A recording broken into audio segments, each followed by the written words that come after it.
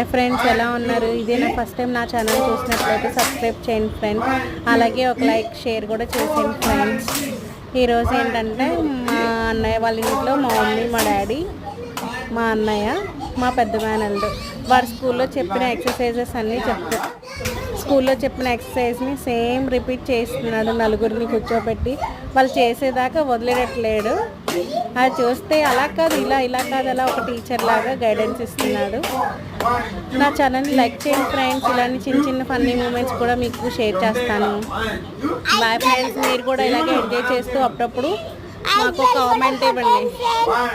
Bell కూడా కొట్టండి, నా నోటిఫికేషన్స్ అన్నీ మీకు వస్తాయి ఫ్రెండ్స్. Bye friends.